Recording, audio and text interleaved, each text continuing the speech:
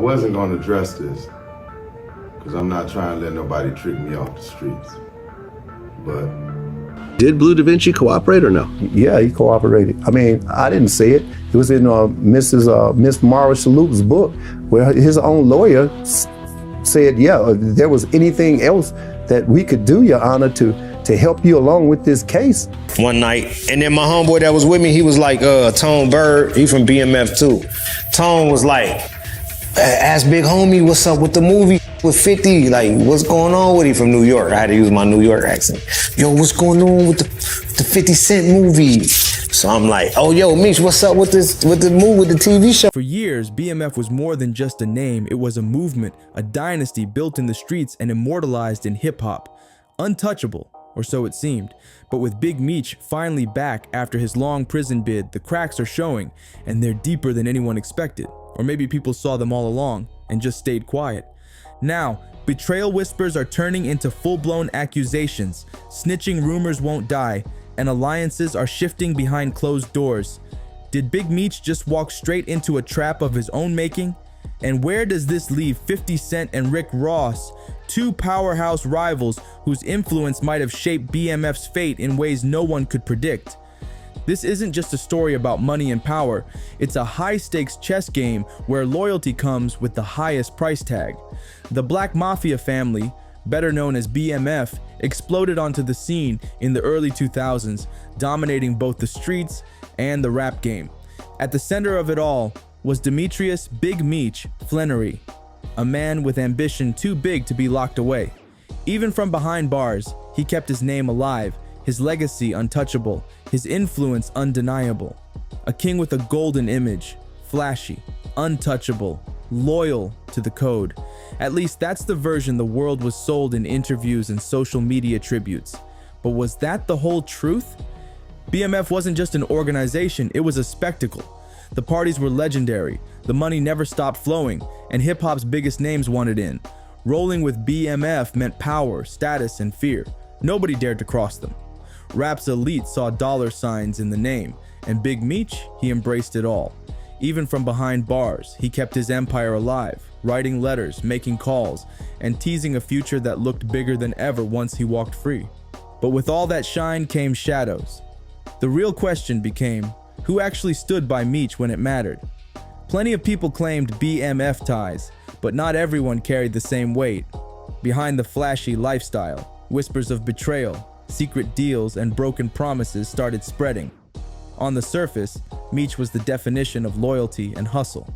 But behind closed doors, some started questioning if he really lived by the code he preached. Then came 50 Cent, and suddenly, everything shifted.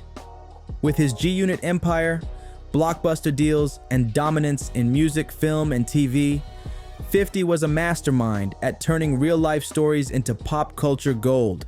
He saw the BMF saga for what it was, a gripping tale that could hook millions, and just like that, he made his move. 50 locked in a deal to turn BMF's legacy into a hit TV series, transforming a street legend into must-watch drama. He brought the industry muscle to make it a success, big budget, top-tier marketing, and non-stop hype. At first, it seemed like the perfect match, but when power and profit collide, things are never that simple. Big Meech's real-life experiences gave the BMF series an unmatched level of authenticity. Fans were hooked, and Lil Meech, his own son, became an overnight sensation playing his father on screen. On the surface, it looked like a win for everyone involved. But as history shows, the closer the partnership, the bigger the tensions lurking beneath. Rumors started flying that Big Meech wasn't thrilled about 50 Cent's growing control over the BMF narrative. Some believed 50 was using the brand to boost his own empire, leaving Meech to pick up the leftovers. And just when that paranoia started creeping in, another player entered the mix, Rick Ross. The timing couldn't have been more suspicious. Allegedly, behind the scenes, quiet power struggles were already brewing, setting the stage for a storm that would shake BMF's name to its core. Rick Ross and 50 Cent were never just industry rivals. Their beef was legendary, fueled by clashes over money, power, and respect. So when Ross started reaching out to Big Meech, who was already locked in with 50, everybody took notice. Was Ross genuinely trying to help Meech, or was this a calculated move to hit 50 where it hurt? Insiders claim Ross went all in, making personal calls and even visiting Meech, depending on who you ask. He allegedly showered him with praise, hyping up fresh business opportunities and a whole new spin on Meech's legacy. But the real question, was Ross trying to uplift a legend or just take a shot at 50? Word on the street is that Ross even threw some cash Meech's way, painting himself as the savior of a freshly freed icon. But the real question, was Big Meech playing both sides, or did Ross time his move just right? After spending years behind bars, maybe Meech saw an easy opportunity to stack his money. Or maybe, just maybe, he believed Ross could elevate the BMF brand in ways 50 never did. Either way, Meech shifting toward Ross lit a fuse that was bound to explode, and when it did, it was messy. The turning point? A highly anticipated event that went from pure hype to a public disaster. The moment Meech walked out of prison, whispers of a massive welcome home concert turned into full-blown excitement. This wasn't just any show, it was set to be legendary. A star-studded lineup, a tribute to the BMF empire, and the ultimate comeback moment for Meech. Official teasers promised big-name rappers and longtime supporters, sending fans into a frenzy. Social media went wild. People booked flights, made plans, and circled the date on their calendars. Then, out of nowhere, the entire thing collapsed. The arena hosting the concert pulled the plug just hours before showtime. No warning, no backup plan, just a vague statement about unforeseen circumstances, no further explanation, no apology from Meech or the promoters. The event disappeared like it was never even planned, and that's when the whispers started. The fallout was immediate. Fingers started pointing in every direction. Some claimed 50 Cent made a few quiet calls to shut down anything that might put Meech back in the spotlight.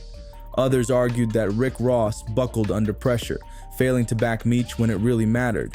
Then there were those who believed the disaster was purely a case of over-promising, Meech aiming too high with too little real support. Whatever the truth was, the damage was done. The man who had always prided himself on strategy watched his big comeback crumble in front of him, and just like that, the blame game went into overdrive. But just when it seemed like the controversy couldn't get any worse, another bombshell dropped. Whispers started spreading that Big Meech had cut a deal with the feds to shave time off his prison sentence. The name at the center of it all? Tammy Cowens. Tammy wasn't just some random figure. She was reportedly one of Meech's trusted associates. But there was one major problem. Rumors swirled that she was also a federal informant, someone with deep connections to law enforcement, and a history of feeding them information. According to some accounts, Meech introduced Tammy to an associate named Cuffy, thinking they were setting up a solid business opportunity. But in a twist straight out of a crime thriller, Tammy was allegedly wired up, or at the very least, passing intel straight to the feds. The result? Cuffy got locked up, and Meech, his sentence got mysteriously reduced. To outsiders, that was a red flag that couldn't be ignored. Why did Big Meech walk out of prison earlier than expected? And just how deep was Tammy's role in taking Cuffy down? When Cuffy's family got their hands on court documents, their worst fears were confirmed. Tammy Cowens had been a key informant in his case. But what made it even worse? She wasn't just some outsider. She was Meech's close friend, the person he had trusted with power of attorney over his affairs. That realization sent shockwaves through the BMF legacy. Could Meech, the same man who built an empire on loyalty, have quietly sacrificed one of his own? Some fans immediately dismissed it as wild speculation, just another rumor thrown into the fire, but others refused to look away. The timing of Meech's early release was too suspicious, and whether the accusations were true or not, the damage was done. The ironclad code of silence that made BMF legendary had taken a massive hit. As Meech fought to protect his name, his son Demetrius Lil Meech, Flannery Jr., was caught in the middle of a different kind of storm. The young actor had become the face of the BMF series, learning the ropes under 50 Cent's guidance. Hollywood embraced him. He walked red carpets, gained industry clout, and enjoyed all the perks of fame. But when Big Meech started cozying up to Rick Ross, Lil Meech found himself in an impossible position. On one side, he owed everything to 50, the man who made him a star. On the other, Ross was allegedly helping his father stay afloat with financial support. Stuck between loyalty and survival, Lil Meech tried to navigate the chaos without betraying either side. But in a world where power moves happen behind the scenes, staying neutral was never going to be an option. That tightrope walk didn't last long. Out of nowhere, private text messages started leaking. Messages where Lil Meech admitted Rick Ross had been financially helping his father. Even more shocking? He confessed that while he didn't fully trust Ross, he couldn't ignore the fact that the man was providing much-needed funds. And then, like clockwork, 50 Cent got his hands on the messages. True to his social media mastermind ways, 50 wasted no time posting the screenshots, loaded with his signature sarcasm. The way he framed it, Lil Meech looked like he was begging for 50's approval while still singing Ross's praises. The internet went wild. Fans took sides, calling out fake loyalty left and right. Meanwhile, Lil Meech was stuck in an impossible spot. One wrong move, and he could lose either his career or his father's trust. And 50?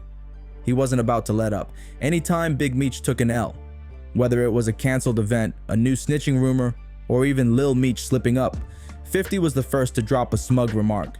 He flooded Instagram with captions like, "I had nothing to do with this, so stop calling me," right before apologizing to fans who traveled for a show that never happened. Every post felt like a calculated jab, leaving Lil Meech scrambling to protect his name. Other rappers tried stepping in. The Game, Young Buck, and a few others threw in their 2 cents.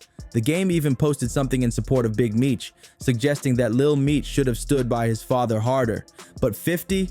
He shut it down instantly. A quick cutting joke later, and suddenly they were the ones catching heat. It was classic 50, turning drama into entertainment, one post at a time. With all the chaos swirling, the BMF brand started looking shaky. Fans questioned whether season 4 of the BMF show would even survive, or if 50 Cent would pull the plug just to make a statement. Every day brought a fresh batch of rumors. Some claimed the series might jump to a new network, while others insisted it was done for good. Meanwhile, Lil Meech's red carpet appearances and high-profile acting gigs started fading into the background. Instead, he was popping up on Instagram stories, offering paid shoutouts, a sign that the once solid support around him might be slipping fast. At its core, this entire saga feels more like a scripted drama than reality. Big Meech built his empire on loyalty, brotherhood, and relentless hustle. That was the foundation of BMF. But now, he's allegedly taking money from one of 50 Cent's biggest rivals while rumors swirl that he cut a deal to shave time off his sentence. The image of an untouchable kingpin is cracking. Lil Meech is trapped in the middle, struggling to balance family loyalty with the man who made him a star. And Rick Ross? He played his part, made his moves, and then seemingly faded into the background, just as 50 Cent kept the pressure on. And speaking of 50, he's still right where he loves to be, front and center on social media, smirking like he orchestrated the whole thing from the start. So what now? Is this the end of BMF as we know it? Or is there a redemption arc waiting in the shadows? The name still carries weight in hip-hop, and there are plenty of fans who refuse to turn their backs on Big Meech. But in a game where power, loyalty, and ego collide, nothing stays the same for long. But the bigger question is, if these rumors are true, will fans ever forgive Big Meech? After so many betrayals, cancellations, and non-stop online shots, who's really left in his corner? One thing is clear, the moment Meech walked out of prison, the stage was set for a showdown between 50 Cent and Rick Ross. Instead of stepping back and enjoying his freedom, Meech found himself in the middle of a storm. Canceled concerts, snitching accusations, and power struggles turned his return into a battlefield. Loyalty might be priceless in theory, but in reality, it comes with a steep price, especially when millions of dollars, reputations, and entire legacies are on the line. And if you think this story is anywhere near finished, think again.